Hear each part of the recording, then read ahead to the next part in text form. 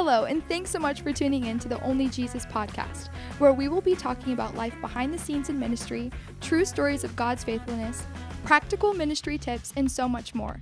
We can't wait to explore these topics with you and celebrate the things only Jesus can do. With your host, Tim Mullins. Hello and welcome to the Only Jesus podcast.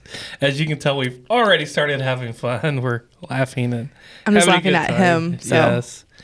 But this is a podcast where we talk about ministry, the next generation. We talk about family life, just pretty much everything that goes on that only Jesus can help you in. And we cover a lot of topics and we have fun doing it, or at least we try to.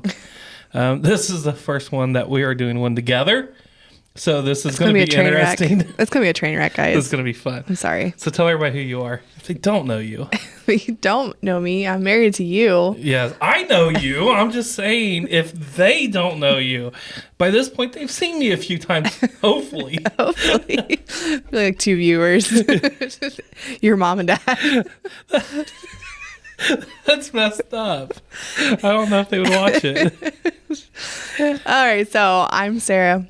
I'm married to you. Yes, me. And we have 2 beautiful children that are a little crazy at times. Yes, especially our son. Yes. Our daughter is 6. 6, and Judah is 4, about to turn 5. Yes, not that far away. Yeah. I'm already been old. Yeah, you're getting old. Getting there. So today we want to talk about, what it's like to raise kids in ministry. We've been in ministry a long time. We started working in ministry together before we had children. And right after we got married. Yeah. Just a couple months. Yes, that's a funny story. We met, got engaged, the typical routine, and we got an apartment. Mm-hmm. Let me clarify. I got an apartment. And then we got married, and she moved in, and we weren't in the apartment maybe a month. A month and a half. We hadn't unpacked anything. Yeah, we still had, we had some girls come over and decorate and unpack some everyday stuff, yeah. But there was a lot of boxes still. A lot of boxes, which was good because we ended up needing to pack it back up. Our pastor called and offered us a parsonage to live in, and the rent was part of our salary, so that was very, very nice. We were still working our full-time jobs at the time, and then we just got to live for free and help out with children's ministry, mowing grass. Whatever was needed. Pick up trash. When you first start out in ministry, you need to know how to do it all. There'd be nothing in the day where we might be ministering to teenagers. By lunch, I was mowing grass, and by that evening, we were setting up chairs and cleaning the church. Lots of chairs. Yes, lots of chairs. We've talked about writing a book about the ministry of setting up chairs. Mm-hmm. How important that is. It is very important. It's huge. It's very important. So today, but through all that process, we were starting our marriage, we were having kids, we were growing our family, and with that comes a lot of challenges. I don't even think we realized. We were too dumb to know how hard it was. We were really naive. I don't think They let us come home with kids. I don't even know why. No. So funny story. Our daughter, I don't know, maybe 2 days old. I don't know how old she was. You're talking about the stroller thing? Yes. No, I'm talking about the car seat. Oh, she was 2 weeks old. Yeah. And so our daughter hadn't been on the earth a month yet. We decide to go to the Creation Museum. I was going to call it the Ark Encounter, but 2 different things. Yeah, it wasn't around yet. So we were walking around through the gardens, and with babies, sometimes you got to pull them out and feed them and take care of them, change diapers. You should do that. You should do that. Yes, that's important. And we had taken her out a few times and just put her back in the car seat. And this is one of those, pumpkin seats that click into your stroller. So we just left the car seat clicked into the stroller. I think that's important to note. Yes, that's important. So we go to leave. I did not just to clarify, I am not the one who put our child in the car. Just to clarify, I had not slept in 2 weeks. So no one should trust me to do anything at this point. Well, I was new. I didn't realize that you were going to be brain dead for the first 6 months. 6 months, 7 years. I'm still. Our daughter's only 6, so. She'll be 7. So we put her in. Now, we live in Cincinnati area, a little north of Cincinnati. The Creation Museum is in Kentucky, which is a little south of Cincinnati. Good job. Thank I'm you. proud of you. Your geography skills. I practiced that before. I had to Google it. That's why my computer's open. But it was about an hour drive, probably, right? Yeah. And so we On the loaded highway. up. Yeah. Yeah, just on the interstate driving 75, 80 miles per hour.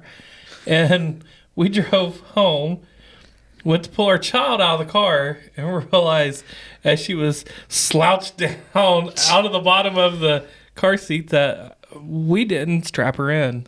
The car seat was This is strapped a in. hypothetical snenario. This didn't No, actually this happen. actually happened. So don't call CPS on us. Okay. Statute of limitations, it's already passed. We're good. This is a long time ago. But yeah, so that was raising children.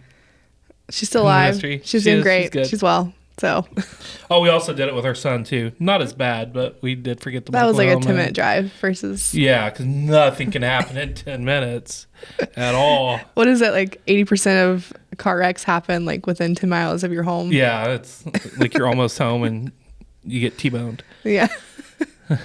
But we want to focus on. Don't tell me to focus. We want to focus on, what it's like raising children's ministry. Now, me looking back, I am going to brag a little bit on my wife. I try not to do this, but He's only doing this because the camera's on us. yes, I want people to judge me well. But so I look back and I see like the things that really stick out to me in our marriage and having kids is with our first child. Now, I'm probably going to mess this up, so I don't remember it that well. But you were you pregnant with Nora for VBS the first, or did you just have her? Mm-hmm. So Yeah, you were pregnant I was with like Nora. 8 months pregnant. Yeah, like you were ready to pop. In fact, you had her not too long after Yeah, it was just the Bible School. next month. So she ran our VBS. I was the front person. I got to get up and have all the fun with the kids and get them all riled up.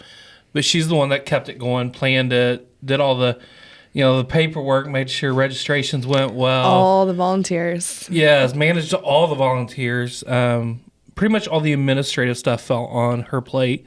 And she was, like you said, 8 months pregnant at the time. And she never skipped a beat. And then fast forward, a couple of years, year and a half, Yeah. and VBS rolls around again. And this time you had just had a baby. Yeah, 3 weeks before VBS. Yes. And so there was all that. You were dealing with all the emotions and all that comes along with, just having a baby. And like you really was a rock star through all that. You rolled through it. Nobody would have ever guessed you just had a child except for the fact that you had, a newborn strapped to your front and We did a lot around. of baby wearing and strollers.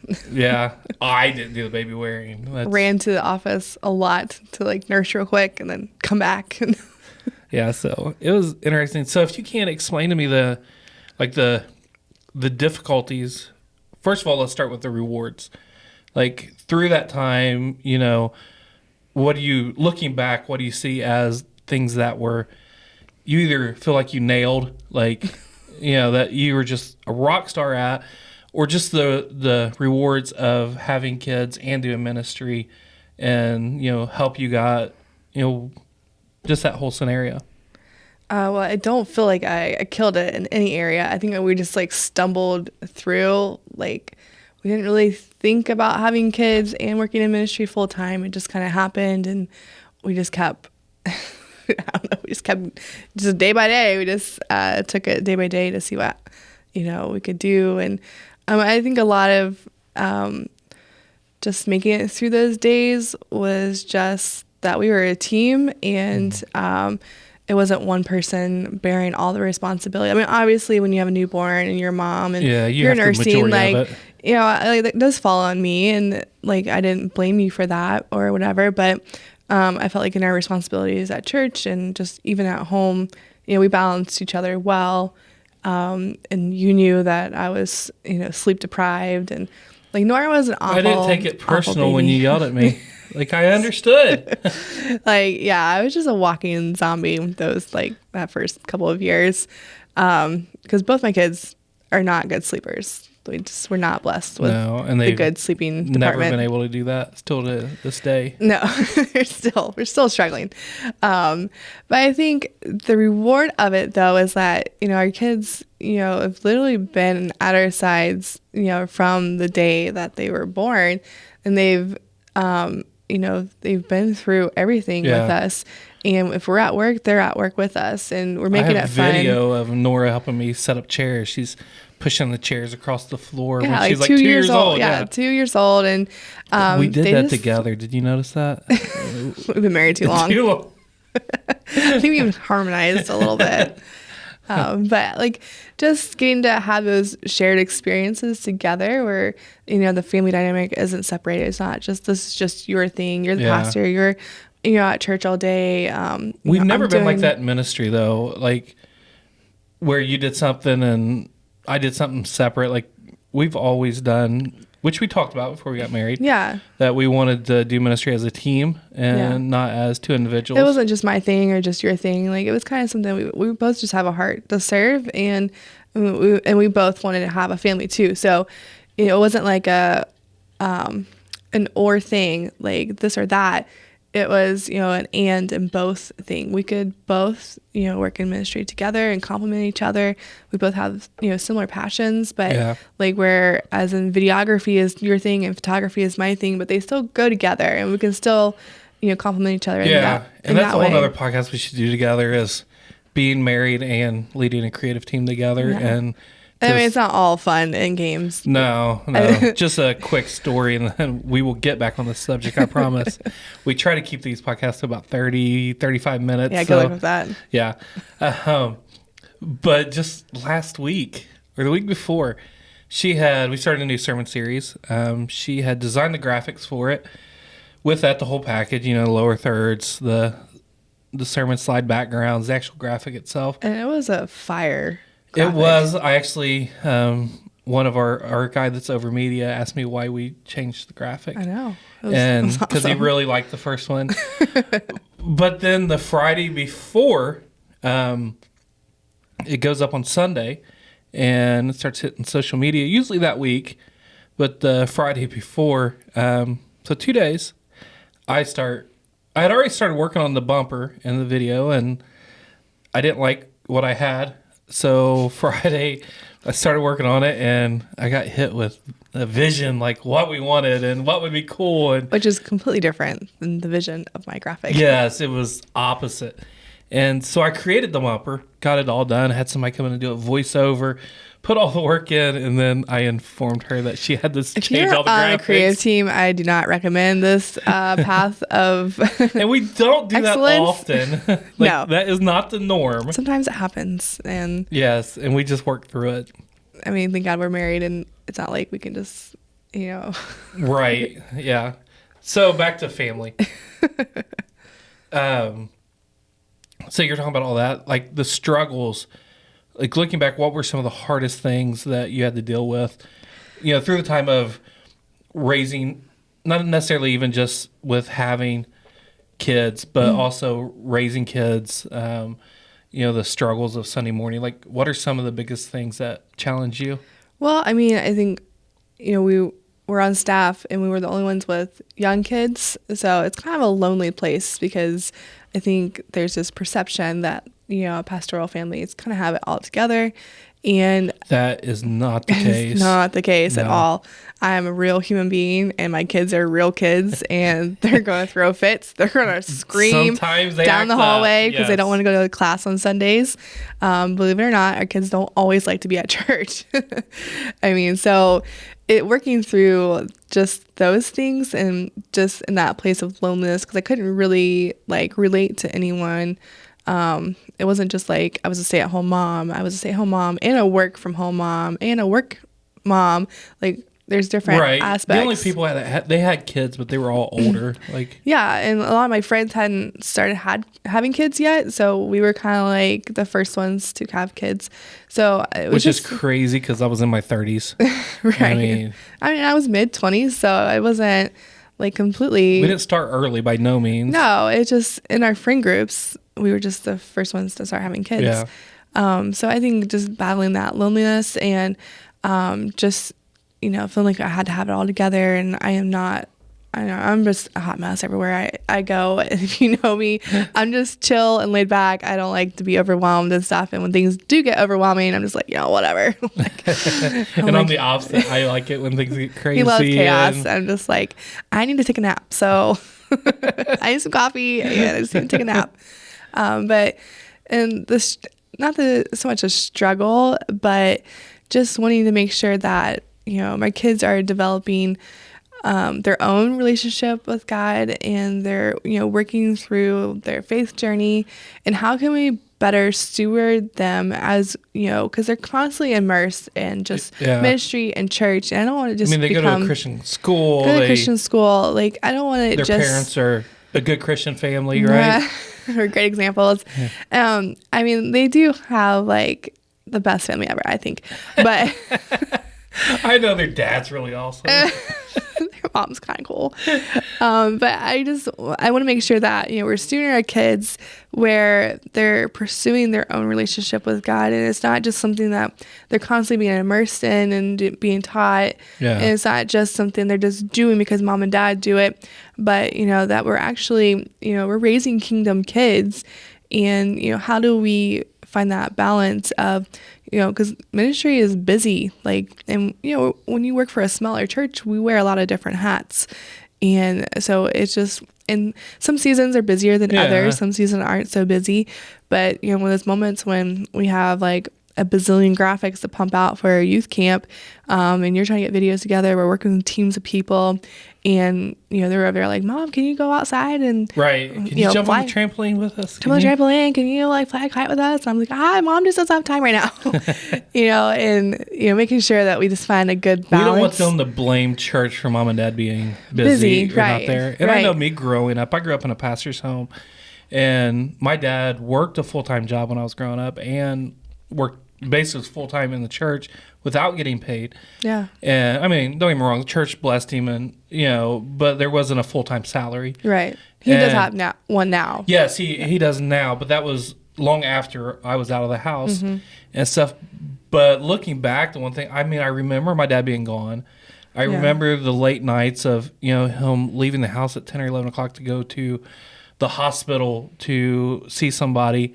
And, I was always asleep before he got home. And I remember those times, but looking back, what really sticks out to me is I don't ever remember a time where he wasn't at a ball game, where he didn't show up to watch me, be horrible at t-ball, or watch he was there for the important things. He was. He made an effort.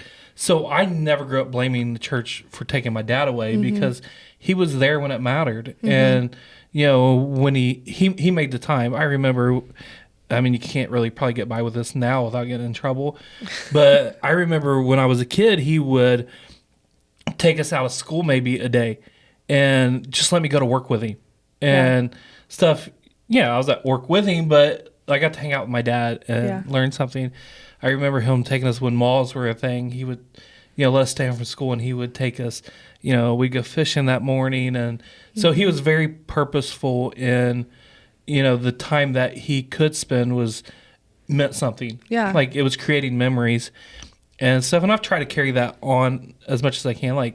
With Judah, he calls it his perfect day. Perfect day. And so cute. All we do is go to Bass Pro Shop or Cabela's. He just wants to see the fish in the aquarium. And we'll go to Target, get him a little toy and a cake pop and stuff. It's not really that big of a deal, but for him, it's creating memories. And and my daughter, we'd go grocery shopping, but we'd always go out to breakfast before, and she still talks about that, about getting pancakes from, she called it Bob's, but Bob Evans and, and stuff. So, just being very mindful. So being intentional with the time that we're given and having healthy boundaries, I think, is really important.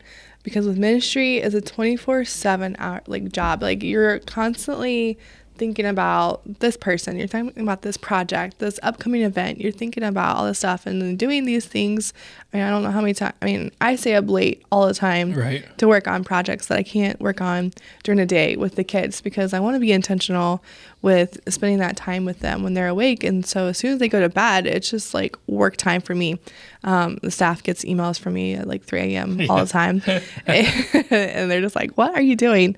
But just having healthy boundaries and knowing those limits, and, knowing when to shut off, not being closed off to where if there's an emergency with a family that, we're not available, but just that we're intentional with you the have time. your time to focus. Yeah. And we're really blessed with where we're at right now as far as in life, and the church. Our pastor is very much, mindful of family and is very understanding. I mean, in the summer, it's nothing for us to have staff meeting, have 7 or 8 kids running around. It's crazy. The church do staff meeting and stuff. And, we go out to eat as a group. We don't exclude the kids. He's very mindful in, our family life is as important as our church life. Yeah. So that helps. Not everybody has that. I think luxury. That's so critical, though. Like, wherever you're working, I mean, make sure that it's an environment that is encouraging to young families, that is going to help you set those healthy boundaries. They're not the ones calling you at 3 a.m. like, hey, where's that graphic? Right. I need it like right now. And you're like, I have to get up at 6 a.m. to get my kids ready for school. Like, I don't know what you're going to do. Yeah. But you make sure that you work for a team and a pastoral staff that really values, family priorities and stuff. And if you're a pastor, if you're a lead pastor at church, whether you have volunteers under you or paid staff under you, however it works out, pay attention. I mean, just like, these are your people. You cannot carry this church by yourself. Right. You can't lead this church by yourself. You need your team, and you can't wear them out. Yeah. And I don't want to be harsh here, but This took a turn real fast. yeah, but the reality of it is, if your responsibility is not only to your flock, but it's to your team. Yeah. And your team is very important to what Your you're team doing. is like your kids. Like, they're your first priority. Yes, And then it's you your are the congregation. father of the house. Right. And so, get it together. Pay attention to, the people under you, and realize, without a better way to describe it, you are not the most important thing in their lives. I mean, they want you to be, they're loyal. They want to follow you. They're going to honor you. But family should always win out. Family should always be the top priority for your team. So push that.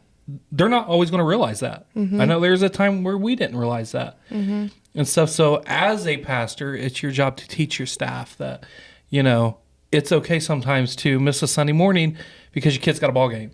I mean, you don't do that all the time. That can be the habit, but right.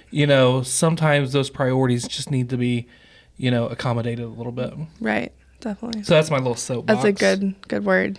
Like, you just put some people in their place.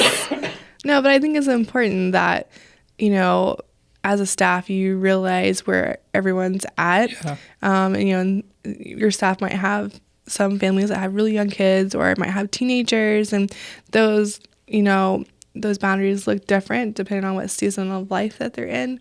But especially with, young families with young kids, they are tired, they are worn out already, and they're just trying to make sure they don't screw up their kids.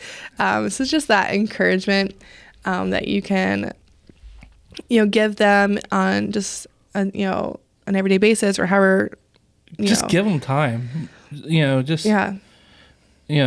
let them be available. Create spaces that they can bring their kids to church. Yeah. I think it was a huge thing. Like, here, when we have staff meetings, they're like, oh yeah, let the kids have a Pop-Tart. And our pastor will bring his older kids in to watch. Yeah, to help watch. And they're like happy to do so. They're not being forced to watch our kids. Well, they are kind of being forced, but they're still happy they love to do it. Yeah.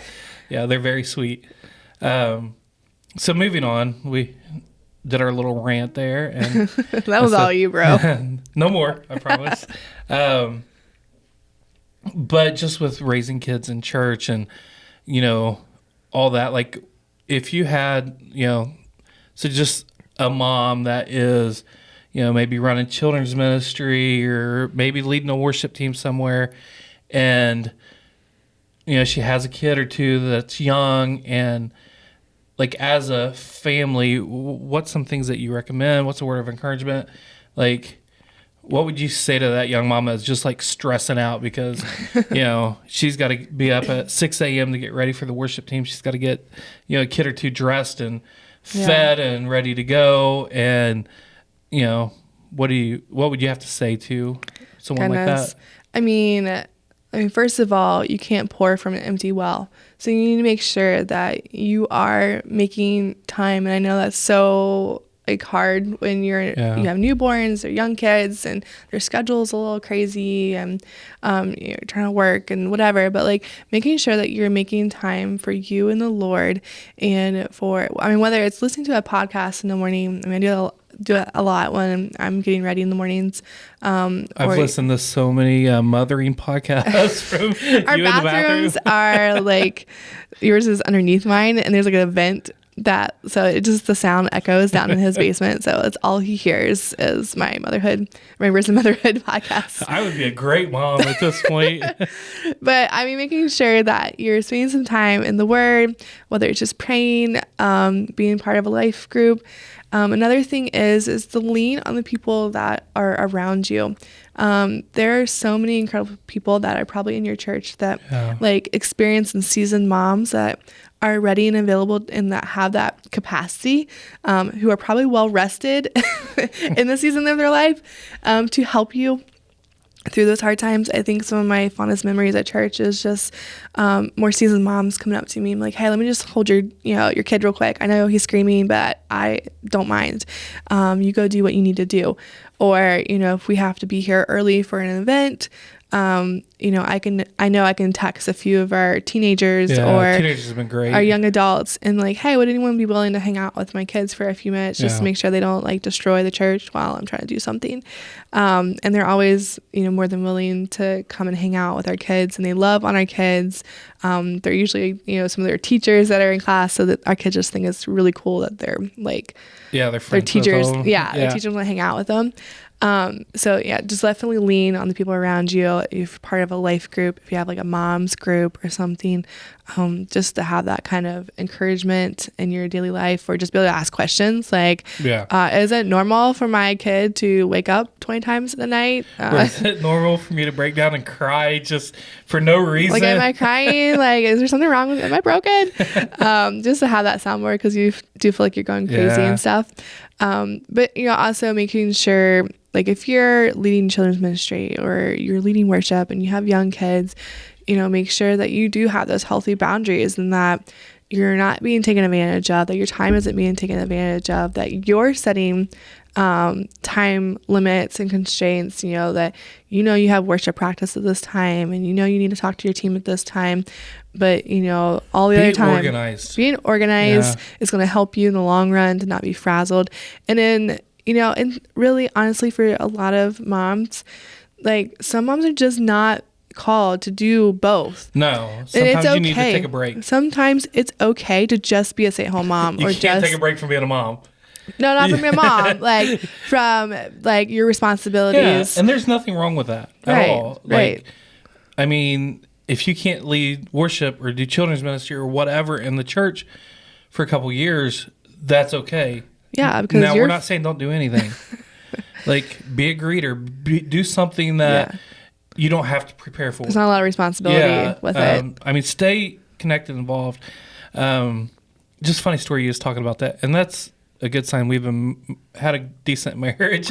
It's because we didn't talk about a lot of this before we recorded it. Stressing me out. And so when I asked you that question, I was hoping you would go towards getting people around you. And that's exactly what you did. So. Yeah.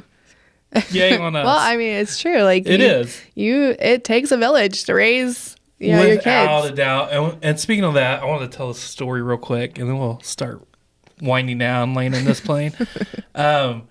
So our son, I mean, he's grown up in church, been going to children's ministry ever since he was, 2 weeks old. yeah.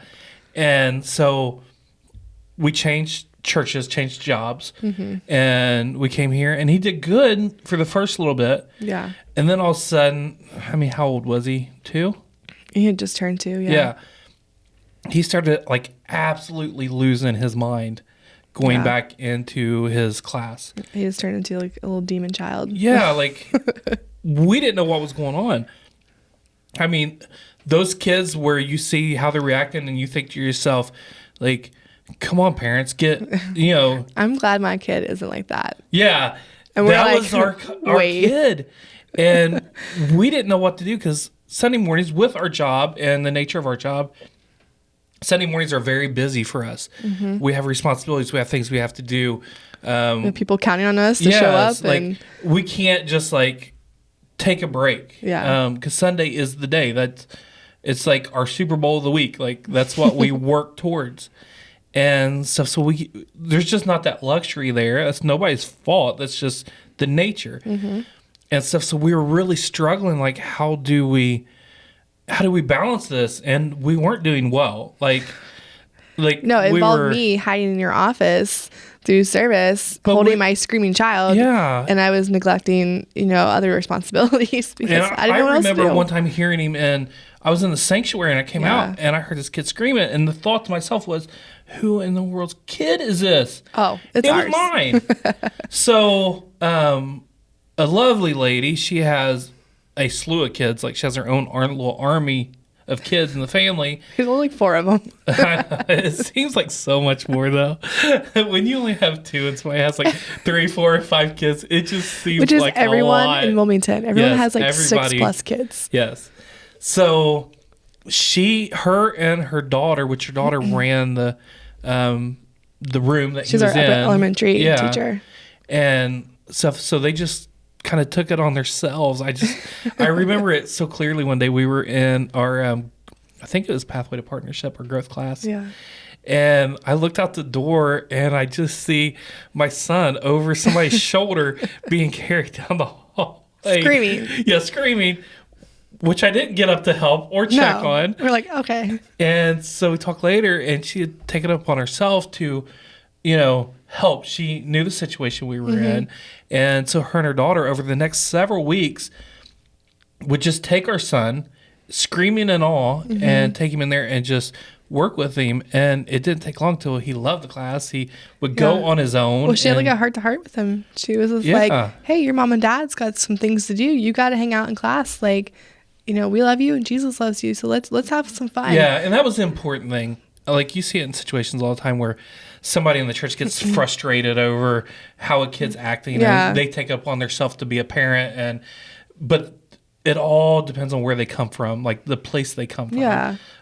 She genuinely came from a place of love and wanted to help. Yeah. And she wanted him to be able to enjoy children's ministry. Yeah, and she cared for us and wanted us to not be stressed out, not to get wore out and stuff.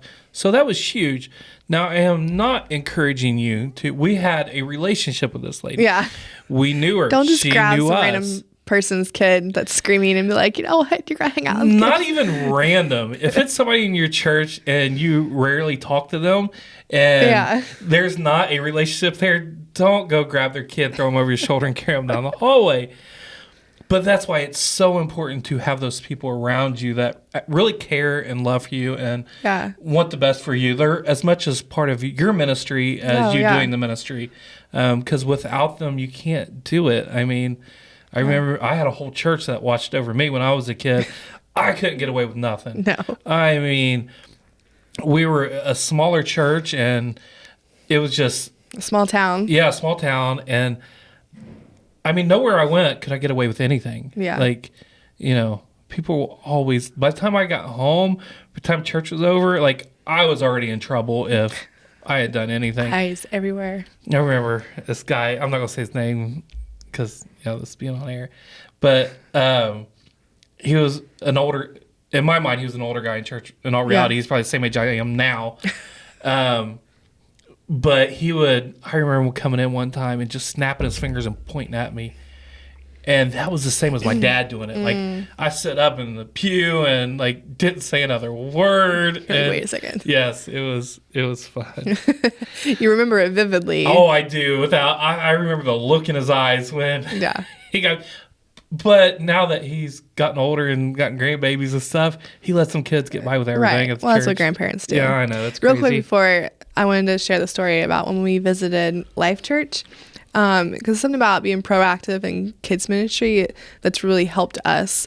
And this stands out in my mind because it was just such a like funny moment. But we visited Life Church in Nashville with some of our friends down there a couple years ago. So Judah was maybe 3 at this time. Yeah. He's still dealing with not wanting, he just had a lot of stranger danger fear and separation anxiety apparently.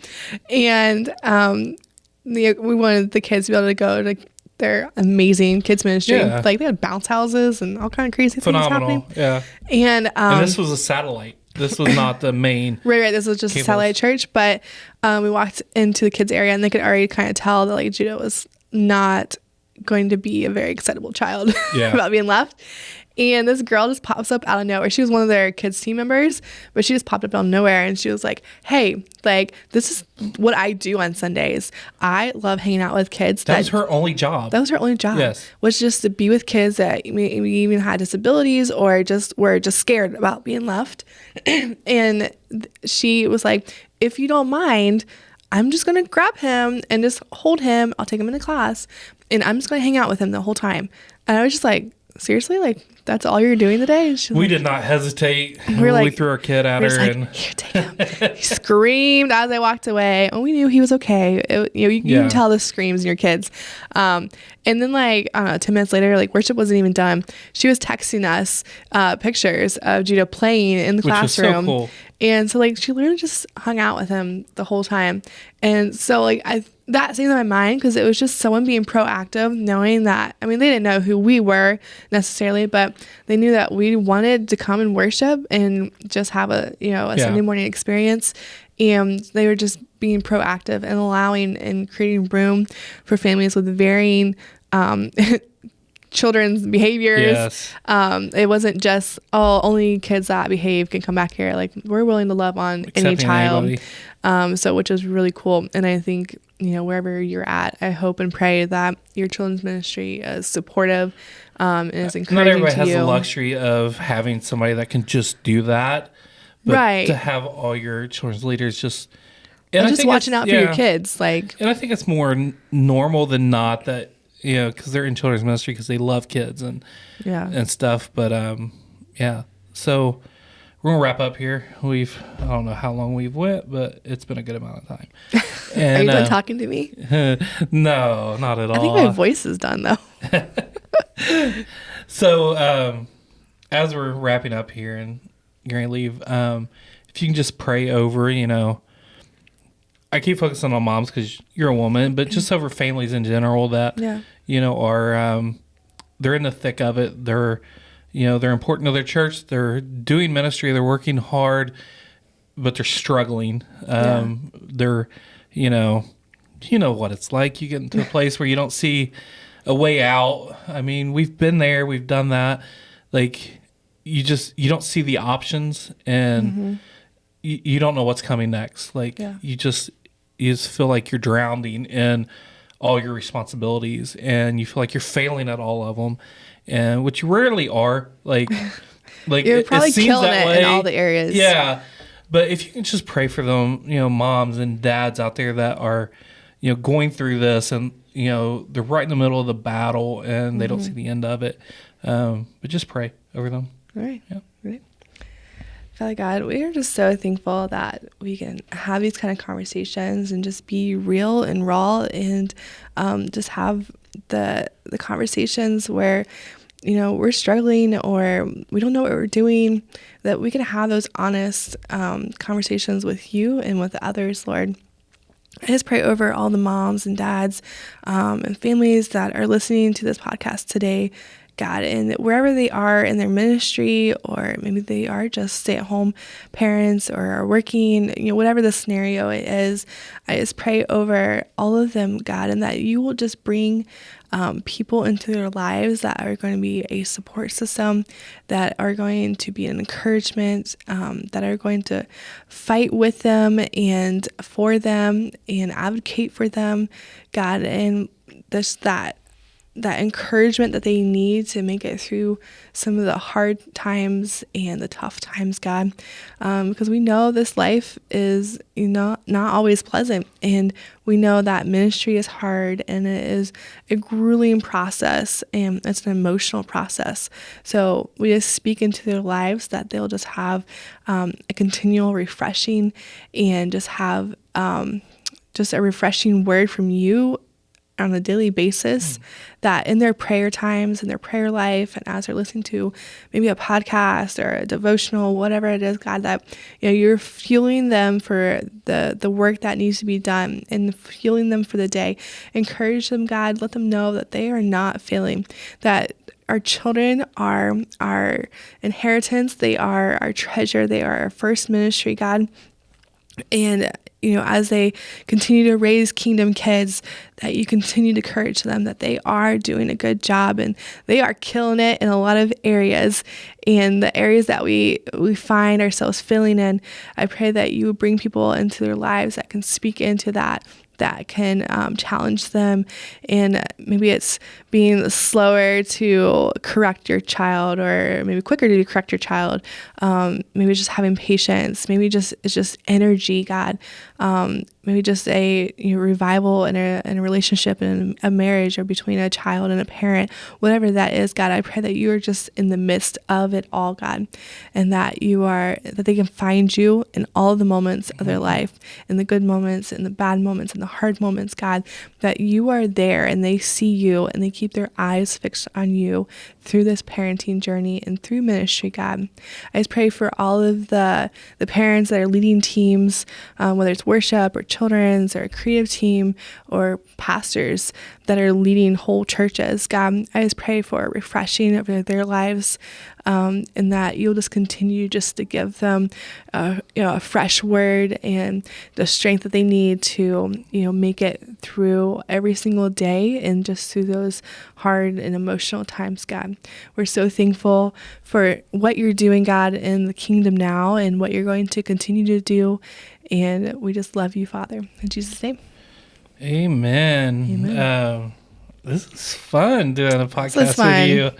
I can't believe you didn't, ask me first, but... Hey, I wanted to make sure I was up to the standard to sit next to you. I want to make sure I had a few under my belt. No, thanks for joining us today. It's been fun. Yeah. Sarah's brought a lot to the table, a lot for people to think about. So if you can join us on social media, Facebook and Instagram, keep track of what's going on, who we got coming up next, and all that fun stuff. Again, thank you for joining us, and remember, only Jesus.